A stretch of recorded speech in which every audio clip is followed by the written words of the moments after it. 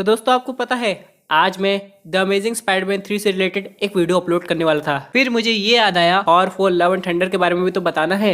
वो वीडियो काफ़ी दिनों से टाली जा रही है। वो रीज़न ये है क्योंकि बीच में भी नो वे होम आ गई थी, उसके बाद मल्टीवर्स ऑफ मैडनेस की बातें चलने लगी थी, तो यहाँ पे उस वीडियो को अपलोड करने का मौका ही नहीं मिला। लेकिन आज वो समय आ गया है।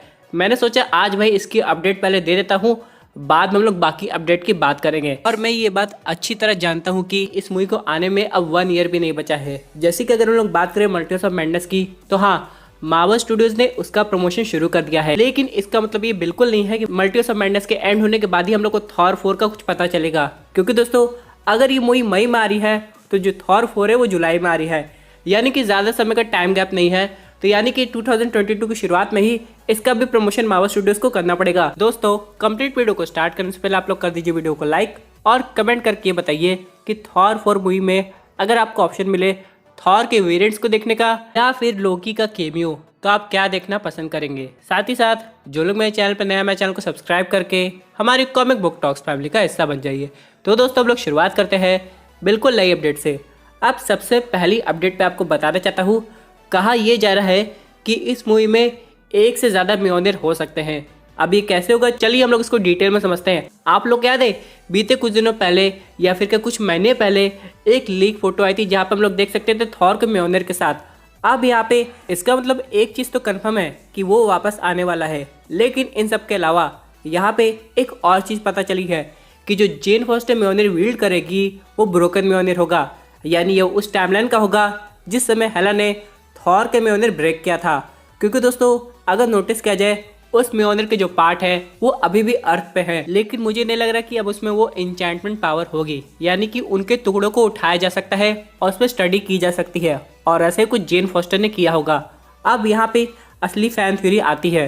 उस थ्योरी के अकॉर्डिंग वो जो म्योनिर जो ब्रोकन हो चुका है उसमें से कुछ ऐसी रेडिएशन निकलती है जिससे जेन फॉस्टर को कैंसर हो जाता है। अब थॉर को अगर जेन का कैंसर ठीक करना है तो उसे उस ब्रोकन म्योनिर को वापस से रिपेयर करके जेन फॉस्टर को वर्दी बनाना पड़ेगा, जिससे जब उसके पास नई थॉर की पावर आएगी तो उसका कैंसर ठीक हो सकता है। लेकिन अगर मैं आपको बताऊं कॉमिक बुक की स्टोरी लाइन, तो यहाँ पर जैसे ही जेन फॉस्टर वर्दी होती है उसका कैंसर तो ठीक हो जाता है, लेकिन जैसे वो वापस से म्योनिर रख देती है और जेन फॉस्टर बन जाती है तो उसका कैंसर और दुगनी तेजी से बढ़ जाता है। अब यहाँ पे ये सवाल आएगा, क्या थॉर के पास इतनी पावर आ गई है कि वो अपने ब्रोकन म्योनिर को रिपेयर कर सके? क्योंकि दोस्तों अगर ऐसा होता तो वो एवेंजर्स एंड गेम में अपना पुराना म्योनिर वापस नहीं लाता, वो ब्रोकन म्योनिर को ठीक करने की कोशिश करता। लेकिन हो सकता है वो समय इतना ज़्यादा सैड था कि उसे ये सब ध्यान में नहीं आया होगा, और अभी तो हम लोग को थॉर की असली पावर का अंदाज़ा लगेगा। क्योंकि दोस्तों थॉर एक ऐसा मार्वल सिनेमैटिक यूनिवर्स में कैरेक्टर हो गया है जिसको पार्ट 4 मूवी मिल रही है। अब तो स्पाइडरमैन भी होने वाला है, लेकिन यहाँ पे ये मूवी ऐसा कुछ कर सकती है जिसके बारे में कोई नहीं सोचा था। अब यहाँ पे चलिए बात कर लेते हैं गॉड द गॉड बुचर की। हालांकि यहाँ पे कंफर्म हो गया है कि उसके पास ऑल ब्लैक नेक्रोसॉर्ड आएगी जो कि असल में गॉड ऑफ सिम्बियोट नल की है। लेकिन इन सब के अलावा अगर आप लोग कॉमिक बुक की स्टोरी लाइन पढ़ेंगे तो यहाँ पे गॉड द गॉड बुचर को सिर्फ हम लोग के प्रेजेंट टाइमलाइन को थॉर नहीं हरा पाया था, बल्कि वो इतना ताकतवर था कि उसको हराने के लिए यहाँ पे पास्ट, प्रेजेंट और फ्यूचर तीनों थॉर की जरूरत पड़ी थी। उसको खत्म करने के लिए यंगर वर्जन का थॉर इन्वॉल्व हुआ था 2 म्योनिर के साथ, यानी कि यंग थॉर को 2 म्योनिर का एक साथ यूज़ करना पड़ा था उसे ख़त्म करने के लिए। अब यहाँ पे सवाल ये आता है कि यंगर वर्जन का थॉर हम लोगों को कहाँ से मिलेगा? अगर मान लीजिए दोस्तों ये भी एक टाइम ट्रैवल मल्टीवर्स मूवी होती है, जैसे कि मल्टीवर्स ऑफ मैडनेस के बाद हम लोग को देखने को मिलेगा कि हर एक मूवी में ऐसा कॉन्सेप्ट आ सकता है, तो क्या यहाँ पे थॉर का जो यंगर वर्जन है वो व्हाट इफ का पार्टी थॉर होगा? अगर ऐसा हो जाएगा दोस्तों तो मज़ा ही आ जाएगा। यानी कि दोस्तों एक हम लोग को live action character what if से पार्टी थॉर के रूप में देखने को मिल सकता है। लेकिन अभी भी एक थॉर का वेरिएंट बच रहा है जो कि है फ्यूचर थॉर, यानी वो कब हम लोग को देखने को मिलेगा?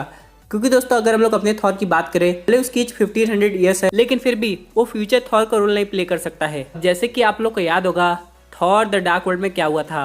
यहाँ पे ओडिन ने एसगार्डियन की एवरेज एज बताई थी, या फिर क्या लोकी ने, उनकी एज ऑलमोस्ट 5000 ईयर्स होती है। एक तरीके से देखा जाए अगर थॉर की एज 1500 ईयर्स है तो थॉर अभी भी यंग है। तो यानी दोस्तों अगर यहाँ पे फ्यूचर वर्जन का थॉर आता है तो उसकी एज ऑलमोस्ट 4000 ईयर्स हो सकती है। और यहाँ पे आप लोग को एसगार्डियन का एक राज पता होगा जो कि आप लोग ने एनिमेटेड टीवी सीरीज में भी देखा होगा। अगर एसगार्डियन जितने ज़्यादा ओल्ड होते हैं वो उतने ज़्यादा पावरफुल होते हैं। आप लोग को याद है एक बार हम लोग ने एवेंजर्स की एनिमेटेड टीवी सीरीज देखी थी, तो यहाँ पे थानोस ने टाइम स्टोन का यूज़ किया था। सब एवेंजर्स ओल्ड हो गए थे, स्टीव रॉजर्स भी हो गए थे, लेकिन यहाँ पे थॉर था जो ओल्ड होते ही और पावरफुल बन गया था। और थानोस ने एवेंजर्स से कहा भी था कि तुम लोग लकी हो कि तुम्हारे पास एक एसगार्डियन है।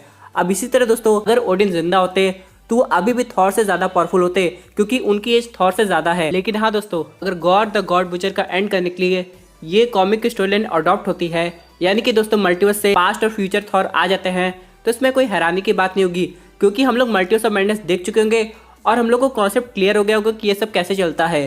तो यहाँ पर दोस्तों अगर ये सब हो जाएगा तो देखने में काफ़ी औसम लगेगा।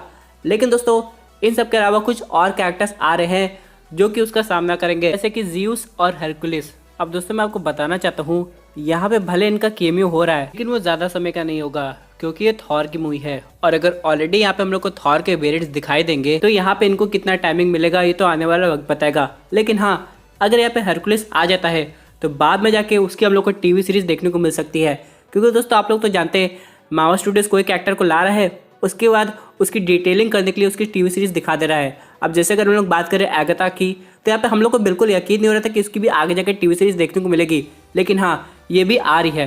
तो उसी तरह दोस्तों आगे जाकर हम लोग को हरकुलिस की भी टीवी सीरीज देखने को मिल सकती है। और रही बात ज़्यूस की, तो उनके पास भी थंडर और लाइटनिंग की पावर है। अब देखते हो थॉर की हेल्प कैसे करते हैं। और यहाँ पे असल में वो एक गॉड है, तो उनका भी सामना गॉर से हुआ होगा। लेकिन हम लोग को यहाँ पे गॉर की बैक स्टोरी भी काफ़ी डिटेल में दिखाई जाएगी, और ये कुछ ऐसी होगी जिसे देखने के बाद आपको उसके लिए एक सिंपैथी भी आ सकती है, जैसे कि थानोस के साथ हुआ था। क्योंकि एवेंजर्स इन्फिनिटी वॉर और एंड गेम के बाद बहुत लोग को लग रहा था कि थानोस सही है। अब यहाँ पे गॉड द गॉड बुचर की स्टोरी भी ऐसी है, जिससे आप लोग को पता होगा कि भगवान पे काफ़ी विश्वास रखता था, यानी कि वो पहले ऐसा नहीं था और उसे लगता था कि भगवान उसके फैमिली की रक्षा करेंगे। लेकिन जब ऐसा नहीं हुआ तो उसका उन पे से विश्वास उठ गया और उसे रियलाइज हुआ कि भगवान है नहीं। लेकिन एक टाइम ऐसा आया जब उसका सामना एक गॉड से हुआ। वो ये देख के काफ़ी हैरान हो गया, ये तो सही में मौजूद है, लेकिन मेरी हेल्प करने क्यों नहीं आए। और इसी गुस्से में उसने उस गॉड को ख़त्म कर दिया और बन गया गॉड द गॉड बुचर। अब यहाँ पे वो यूनिवर्स में जितने भी गॉड है सबको हंट करता रहता है, और वो ये काम कई थाउजेंड ऑफ ईयर से कर रहा है, यानी जब थॉर शायद पैदा भी नहीं हुआ था तब से। अब यहाँ पे उसकी स्टोरी देखने में काफ़ी मजा आएगा, क्योंकि जो उसका जो रोल है वो और कोई नहीं बल्कि क्रिश्चियन बेल कर रहे हैं। और आप लोग तो जानते ना कि क्रिश्चियन बेल एक तरीके के मेथड एक्टर हैं, यानी जब वो कोई भी रोल प्ले करते हैं तो अपना हार्ट एंड सोल उसमें दे देते हैं, चाहे हम लोग बात करें बैटमैन की या फिर कोई और रोल की। यानी दोस्तों अब वो मार्वल सिनेमैटिक यूनिवर्स में एक विलन का रोल प्ले कर रहे हैं, जिसके अंदर काफ़ी दर्द है। अब ये देखने में काफ़ी मजा आएगा कि वो अपने इमोशन को कैसे दिखाते हैं। अब यहाँ पे सबसे इम्पोर्टेंट पॉइंट, क्या लोकी हम लोग को देखने को मिल सकता है। और मैं ये बात जानता हूँ कि इस मूवी की फिल्मिंग कंप्लीट हो गई है ऑलमोस्ट, लेकिन यहाँ पे टॉम सर से पूछा गया था क्या आप इस मूवी में हैं, तो उन्होंने कहा काश मैं होता, लेकिन उन्होंने साफ मना कर दिया। यानी दोस्तों भले वो अभी इस बात से डिनाई कर रहे हो, लेकिन वो एक तरीके से एंड्रू गारफील्ड बन रहे हैं।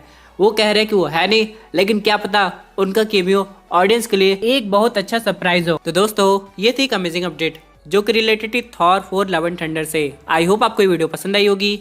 वैसे आपकी क्या व्यूज इस पर्टिकुलर टॉपिक पे, अपने व्यू जरूर कमेंट कीजिए। और दोस्तों अगर आप ऐसे सुपर हीरो कंटेंट एंजॉय करना चाहते हैं तो हमारे चैनल को सब्सक्राइब करके हमारी सुपर हीरो फैमिली का हिस्सा बन जाएगा।